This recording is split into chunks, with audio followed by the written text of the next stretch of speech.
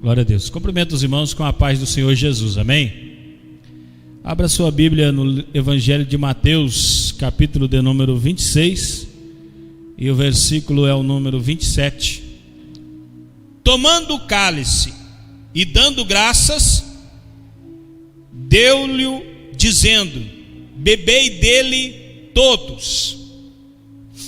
Note bem, tomando o cálice e dando graças, entregou-lhes, dizendo: bebei dele todos, porque isto é o meu sangue, o sangue do Novo Testamento, que é derramado por muitos para a remissão dos pecados. É interessantíssimo essa palavra, porque o texto aqui narrado, o contexto do versículo que nós lemos, está falando da última Páscoa, quando Jesus e os seus discípulos estavam celebrando a festa da Páscoa, o que é muito complexo para nós cristãos, porque nós somos acostumados a entender que Jesus é a nossa Páscoa, mas para Jesus, que era judeu, a Páscoa era a Páscoa dos judeus. Então a Páscoa, ela já existia antes mesmo de Jesus, porque Jesus é a nossa Páscoa, mas a Páscoa dos judeus já existe desde a saída do Egito. Quando o povo de Deus saiu do Egito, eles celebraram a Páscoa, e essa festa, a Páscoa, era para lembrar que Deus os tirara da escravidão de Faraó e dera a eles liberdade, uma nova vida, uma terra, tudo. Deus havia feito uma transformação, uma mudança, um conserto, uma aliança com eles. Olha, esse é um testamento que eu faço com vocês. Vocês vão matar um cordeiro e vão comer todo o cordeiro com a família. Isto é a Páscoa judaica. Eles comiam isto com raízes amargas e estavam celebrando a sua Páscoa. Jesus está celebrando a Páscoa com os seus discípulos. E nessa Páscoa, ele toma o pão e o abençoa. Logo após ele partir este pão, ele disse: tomam e comam, este é o meu corpo. O pão foi partido em pedaços para todos os discípulos. Todos eles tinham que participar daquele pão, aquele pão que foi partido. E vale notar que era pão sem fermento, porque o pão que era celebrado à Páscoa não tinha fermento, era pão asmo, ou seja, pão sem fermento. Esse pão ele foi repartido e foi dado a cada discípulo. Aí na sua mente você está pensando: mas é assim mesmo que nós fazemos na Santa Ceia. Nós partimos o pão e exatamente. Jesus estava fazendo o exemplo que deveria ser seguido pela igreja nos anos vindouros, pelos restos do tempo da graça. Enquanto a igreja existir, isso tem que ser feito. Depois deles terem comido o pão, aí Jesus dá graça mais uma vez e diz assim: bebam do vinho, todos vocês devem beber deste vinho. Este sangue é a nova aliança. Todos vocês precisam participar. Todos eles participaram. Agora você vai entender o porquê desse simbolismo tudo. Por que Jesus fez isso? Por que tinha que ser dessa forma? Na velha aliança, o sangue precisava ser derramado para a expiação do pecado. Na velha aliança, você não poderia prestar um culto a Deus sem sangue. Teria que ter um sangue que fosse derramado pelo seu pecado. Você não poderia aproximar-se de Deus para cultuar se você não trouxesse um animal para ser imolado pelo teu pecado. Sabe o que o sacerdote fazia? O sacerdote colocava a mão em você e sobre a cabeça do animal e transferia a sua culpa para o animal e imolava o animal.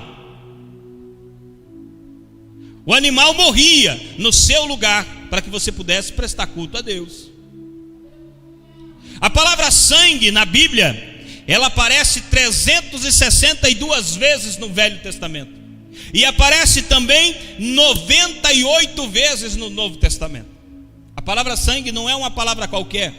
Há um evangelho hoje em dia que parece que não tem mais sangue, mas o evangelho tem que ter sangue, porque sem sangue não tem culto, não tem nada. Sem o sangue a igreja não existe. A igreja precisa do sangue para subsistir.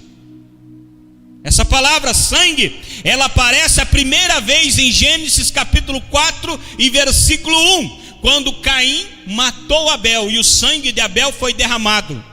E Deus, repreendendo Caim, ele fala: o sangue de Abel clama a mim. Mas antes mesmo de ser citada a palavra sangue na Bíblia, lá em Gênesis capítulo 3 e versículo 21, quando o homem e a mulher pecaram, sangue foi derramado. Porque Deus falou a eles: vocês podem comer de qualquer árvore do jardim, menos da árvore do conhecimento do bem e do mal. O dia em que dela comerdes, certamente morrereis. E o que vocês sabem, Adão e Eva comeram. Então, depois que eles desobedeceram, de que eles eram dignos? Eles eram dignos de morte. Eles tinham que morrer, porque eles pecaram. Note bem, Deus manda eles, expulsa eles do jardim com a seguinte colocação: vamos tirá-los do jardim antes que eles comam do fruto da vida. Porque se eles comessem da árvore da vida, então não morreriam mais e seriam pecadores eternos. Então por isso foram tirados do jardim. Mas eles não foram assassinados. Deus não mandou um raio na cabeça deles no exato momento. Por quê? Porque a partir dali, o seu espírito, quando eles pecaram contra o Senhor, o seu espírito morreu. A ligação direta com Deus foi cortada. O pecado começou a matá-los, e eles foram tirados do jardim. Mas para que eles fossem tirados do jardim, um cordeiro foi imolado, um cordeiro foi morto. E esse cordeiro já é um tipo de Cristo que morreu por nossos pecados. Dali por diante, meu irmão, toda vez que alguém precisava prestar um culto, precisava que um animal fosse imolado. A Bíblia diz em Levítico capítulo 17, versículo 11: a vida da carne está no sangue, pelo que vô-lo tenho dado sobre o altar para fazer expiação pelas vossas almas, porque é o sangue que fará expiação da alma. Era a lei de Deus. Não tinha como você entrar dentro desse templo para adorar a Deus se você primeiro não trouxesse um animal para sacrificar pelo seu pecado. O pecado gerou a morte. A Bíblia diz em Tiago capítulo 1, versículo 15, que a concupiscência gera o pecado e o pecado gera a morte. Foi o que aconteceu com Eva. A Bíblia vai dizer: ela viu que a fruta era boa, desejável aos olhos, comeu, pecou, morreu. Assim também ainda é nos dias de hoje. A concupiscência gera o pecado gera a morte. A expiação do Velho Testamento era temporária. Sabe por quê? Porque toda vez que você ia para o culto, você tinha que levar um animal. E ainda é bom lembrar que em Levítico capítulo 16, versículo 14 e 15, havia um dia no ano em que o sumo sacerdote, o alto grau religioso da época, tinha que pegar e fazer um sacrifício perfeito no lugar santíssimo, e a sua vida tinha que estar muito pura no lugar santo dos santos, para que esse sacrifício fosse aceito por toda a nação. Era o dia da expiação nacional. Esta é a antiga aliança. Esta é a antiga aliança. Esse homem entrava dentro deste lugar com uma corda amarrada no corpo, sinos balançavam em seu peito, porque quem estava do outro lado, lá de fora, ele escutava o barulho dos sinos e pensava: o sumo sacerdote está trabalhando. Mas se os sinos parassem de bater, quer dizer que o sumo sacerdote caiu, está morto, e eles não poderiam entrar lá para tirá-lo, então tinha que puxar a corda. O lugar era santíssimo e ninguém poderia entrar lá. Uma vez ao ano, o sumo sacerdote fazia expiação nacional, mas todos os anos ele tinha que fazer isso. E toda vez que alguém ia prestar um culto, tinha que levar o seu animal, fosse um boi, fosse um cordeiro, fosse um casal de pombinhas, mas tinha que levar um sacrifício para ser imolado. Está vendo quanto era complicado a velha aliança? Não era fácil. O sangue também era proibido comer. Não se comia sangue de maneira nenhuma. Gênesis capítulo 9, versículo 4, Levítico 7, 26, Deuteronômio 12, 23. Não comereis sangue, porque a vida está no sangue. Você não pode comer sangue. Mas no Novo Testamento, Jesus está falando, esta é uma nova aliança, este é um novo pacto, este é o meu sangue que é derramado para um novo testamento, uma nova aliança. Assim como no Antigo Testamento o cordeiro precisava morrer para que você pudesse ter salvação, no Novo Testamento você precisa de um cordeiro também que morra para que você possa ter a salvação. Vale lembrar que aqueles sacrifícios não eram consistentes.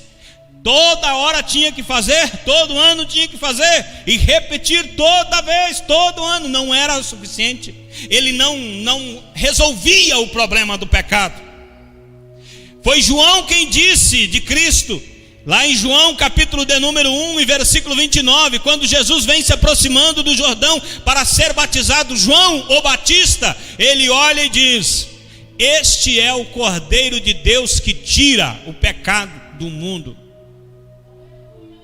Observe, até ali o povo vinha cultuando a Deus, mas o pecado ainda imperava. Agora quando ele fala, este é o Cordeiro de Deus que tira o pecado do mundo, ele está dizendo, o pecado será levado embora, não terá mais poder.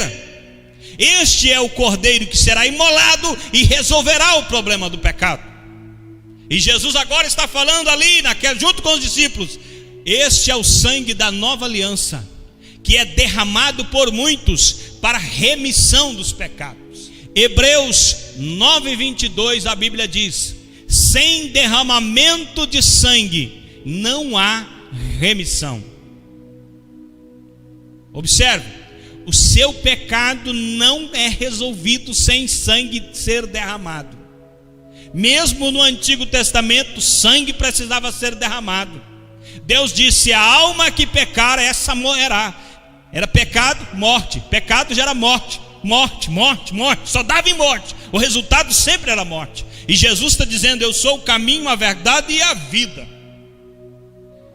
E Ele precisa dar a sua vida. Sem derramamento de sangue não há remissão de pecados. Se há pecado, não há vida. Ele precisa derramar o seu sangue para que você pudesse ter vida. Sabe quem deveria morrer lá? Você, eu. É eu e você que somos pecadores. Deus disse: a alma que pecar, essa morre. Então é eu é que tenho que ir para a cruz. É eu quem tem que derramar o meu sangue para que eu possa ser salvo.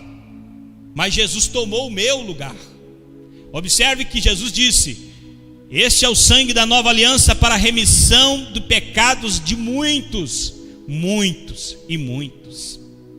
Alcançou alcançou você.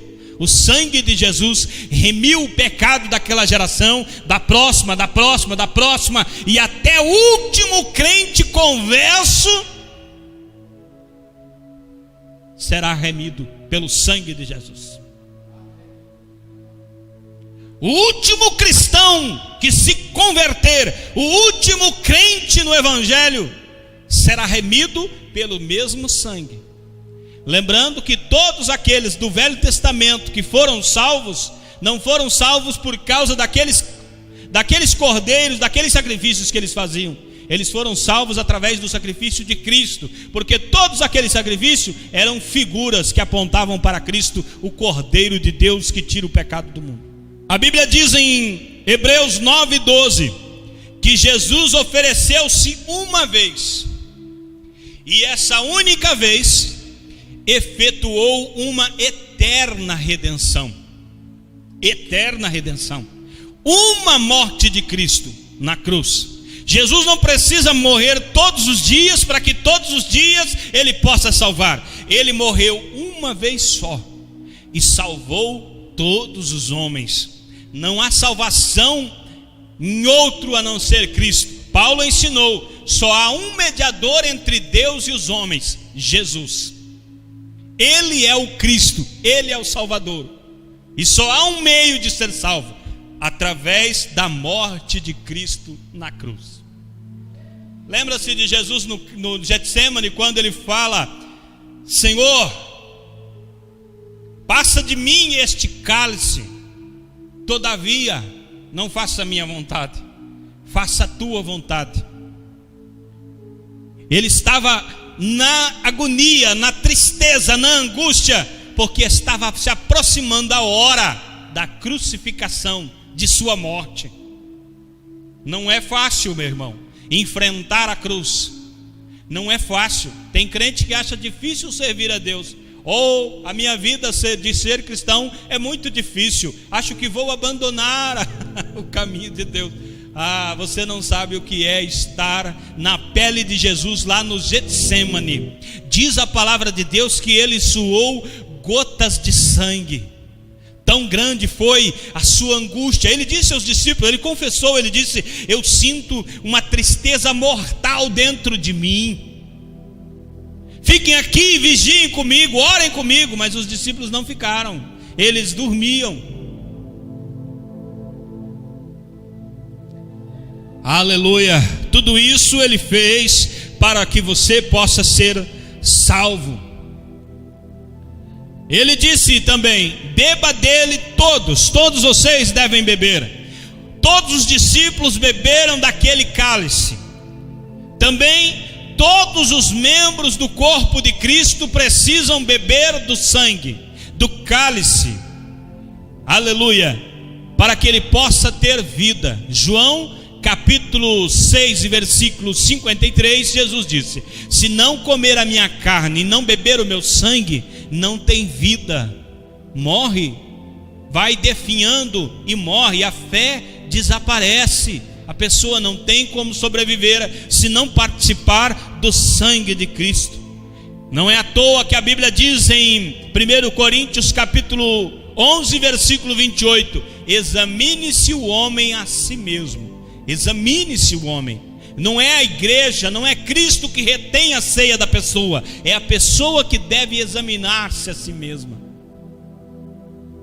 Nós devemos ser sinceros na nossa vida.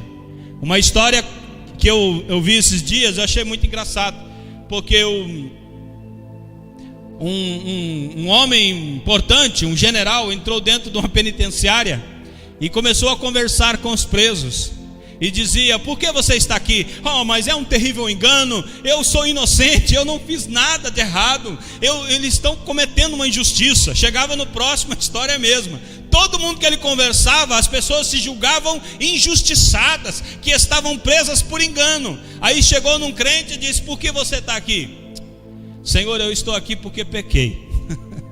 Aí o general chamou alguém lá e disse assim: liberte este indigno, ele é muito ruim para estar no meio de tanta gente boa, que todo mundo é injustiçado, menos ele, então tira ele daqui. É bom que a gente olhe para a gente e perceba que nós erramos, que pecamos. É bom que nós olhemos para nós e percebemos que nós é que deveríamos ter morrido, e ele pagou o preço por nós. Não tentamos jogar a culpa na vida e dizer: ah, mas está tudo errado comigo, as coisas não deram certo, eu poderia ter nascido numa família melhor, eu poderia ter feito isso, e colocar a culpa em tanta coisa. É hora de reanalisar, rever os conceitos e perceber que nós éramos dignos de morte, mas Cristo pagou pela nossa vida. E a partir do momento que você entrega a vida para Ele, o sangue dele corre nas suas veias, te trazendo vida. E Jesus disse: vida em abundância. Jesus quer que você tenha vida, e vida fluindo, vida verdadeira. O perdão é através do sangue. Sem sangue não tem perdão. A justificação perante Deus é através do sangue. Sem sangue não tem jeito. A santificação da sua vida é somente através do sangue. Sem sangue não tem santificação. Purificação através do sangue. A paz com Deus vem através do sangue. Sem sangue não tem paz com Deus. A vitória, diz a Bíblia, a vitória é pelo sangue. Lá em Apocalipse capítulo 12, versículo 11: e eles venceram pelo sangue do Cordeiro. Sem sangue não tem vitória. Você foi comprado pelo sangue, lavado pelo sangue, e só pelo sangue de Jesus é que você pode entrar na presença de Deus. E sabe o que mais Paulo disse? Quando você quiser entrar na presença de Deus, não entre como um coitadinho, como alguém que não pode nada, um sofredor, um pecador miserável. Paulo está dizendo: quando você entrar na presença de Deus, adentre com ousadia. Por quê? Porque não é você que está lá, é o sangue de Cristo que lhe dá acesso para você poder entrar lá. Quando você vai orar, meu irmão, é Deus quem te dá garantia, é o sangue de Jesus que te dá acesso à presença de Deus. A sua justiça, a sua bondade, a sua fidelidade, os seus atos bons, as suas palavras boas, os seus hinos bem cantados, isso não te leva à presença de Deus. O que te leva à presença de Deus é o sangue de Cristo, o sangue puro e imaculado, derramado numa cruz de verdade, meu irmão. Toda gota de sangue que foi derramada de Jesus não era um teatro, não era um sangue de mentirinha, era um sangue verdadeiro. O seu corpo foi rasgado por causa de nós, de verdade. Aquilo era real. Ele foi crucificado numa cruz de verdade, e quando ele foi levantado, as pessoas zombaram dele, dizendo: esse aí é o Salvador do mundo. Olha ele pregando, maldito. Porque todo aquele que era pendurado no madeiro, diz a escritura antiga, maldito é. Ele se fez maldito por nós, para que você fosse bendito, para que você fosse abençoado. Ele derramou o seu sangue para que você pudesse viver, e viver em abundância na presença dele. A Bíblia diz em Hebreus capítulo 9, versículo 14, que o sangue de Jesus é quem purifica a consciência. A consciência só pode ser purificada através de sangue. Sem o sangue de Jesus, você sempre vai ter a sua consciência má, pensando, se acusando, se martirizando. Mas quando você vê o sangue de Jesus, a sua consciência é purificada. Quando você entende que é o sangue de Jesus que purifica, então tudo muda. A Bíblia diz em Lucas capítulo 10, versículo 19, que a igreja tem poder para pisar serpentes e escorpiões, e ainda que alguma mortífera venha picar em alguém, não faz dano algum. Meu irmão, é muito poder que a Bíblia está dizendo que o crente tem, mas esse poder só vem para a sua vida. Sabe por quê? Porque Jesus derramou o seu sangue. Sem o sangue de Jesus, a igreja não é nada. Sem o sangue de Jesus, você não é nada, você não pode nada. Reconheça o valor do sangue de Jesus.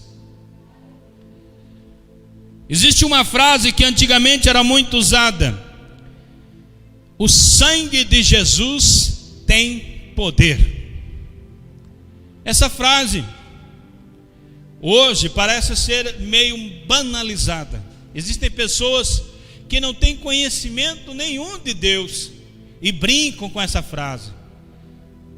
Brincam, zombam. O sangue de Jesus tem poder. Está chegando a hora em que as pessoas haverão de dar conta de toda a palavra. Todas as palavras serão colocadas em juízo, e o que a pessoa vai poder explicar. Note bem, irmão, o que é o sangue de Jesus. Sem o sangue de Jesus não tem nada. Até Abraão permanece no inferno sem o sangue de Jesus. É o sangue de Jesus que dá a justificação das pessoas. Sem sangue não tem como. Todo o Velho Testamento e o Novo Testamento alcança a paz com Deus através do sangue.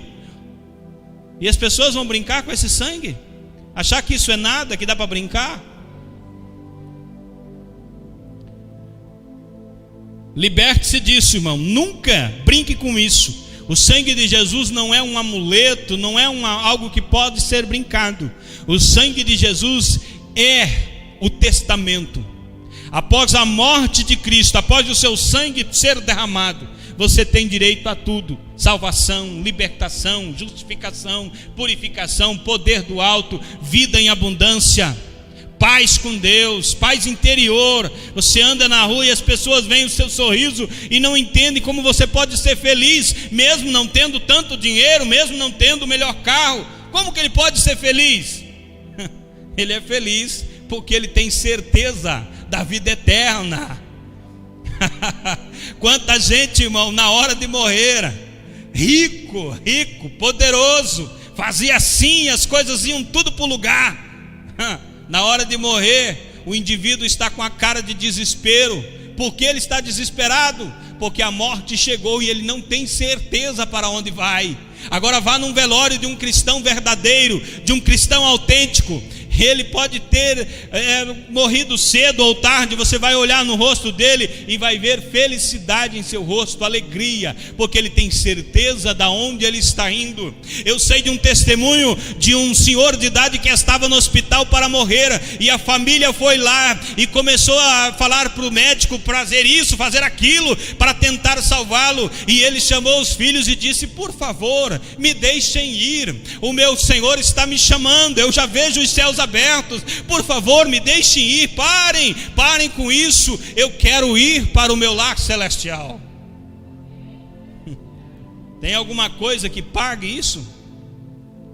Qual é o valor, qual é a fortuna que se pagará por essa paz?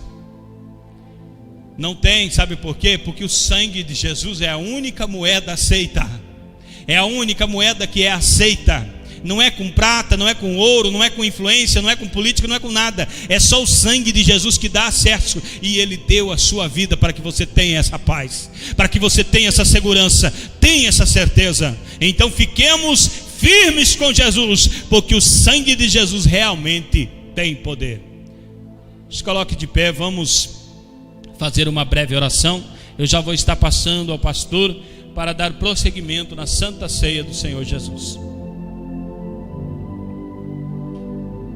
Senhor Deus, a tua igreja reunida neste santo lugar, meu Deus, santificado pelo teu Espírito, diante, meu Deus, desta mesa posta, reconhecendo o poder do Espírito, o poder do sangue, o poder da palavra. Meu Deus, em nome de Jesus, que nós tenhamos a sabedoria, a consciência de que o sangue de Jesus é valioso e poderoso, e que possamos ter atitudes sensatas na tua presença, que valorizemos o precioso sangue de Jesus derramado na cruz do Calvário, que a nossa vida seja uma vida condizente com o nosso vocabulário, quando afirmamos que queremos ser fiéis a ti, que a nossa vida dê realmente testemunho de que o nosso coração é grato pela tua morte. Em nome de Jesus, santifica o teu povo pela tua palavra e pelo teu poder, em nome de Jesus, amém.